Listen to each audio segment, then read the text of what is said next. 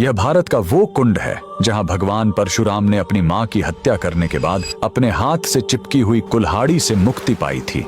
यह कहानी है महान ऋषि जमदग्नि और उनकी पत्नी पतिव्रता रेणुका की। कहते हैं रेणुका हर दिन नदी से कच्चे घड़े में पानी लाती थी और उनके सतीत्व के बल से वह घड़ा टूटता नहीं था। उनके 5 पुत्र थे जिनमें सबसे छोटे थे विष्णु अवतार परशुराम। एक दिन रेणुका ने नदी में कुछ गंधर्वों स्वर्ग के संगीतकार को जल क्रीड़ा करते देखा। उन्हें देखकर एक पल के लिए उनका मन मोह में पड़ गया और उसी क्षण उनके सतीत्व का बल टूटा और कच्चा घड़ा टूट गया। जब वो आश्रम लौटी तो ऋषि जमदग्नि ने अपने योग्य बल से जान लिया कि उनका मन भटक गया था। वो इतने क्रोधित हुए कि उन्होंने अपने पुत्रों को आज्ञा दी, अपनी मां का वध कर दो। जब चारों बड़े भाइयों ने मना कर दिया तो क्रोधित पिता ने उन्हें तुरंत पत्थर बन जाने का श्राप दे दिया। इसके बाद परशुराम ने पिता की आज्ञा को अपना धर्म समझा। उन्होंने भारी मन से अपनी कुल्हाड़ी उठाई और अपनी ही मां का सिर धड़ से अलग कर दिया। उनकी आज्ञाकारिता से प्रसन्न होकर जमदग्नि ने वरदान मांगने को कहा। परशुराम ने तुरंत अपनी मां को फिर से जीवित करने और साथ ही पत्थर बन चुके अपने चारों भाइयों को भी मुक्त करने का वर मांग लिया। सब फिर से जीवित हो गए, मानो कुछ हुआ ही ना हो। लेकिन कहानी यहीं खत्म नहीं हुई।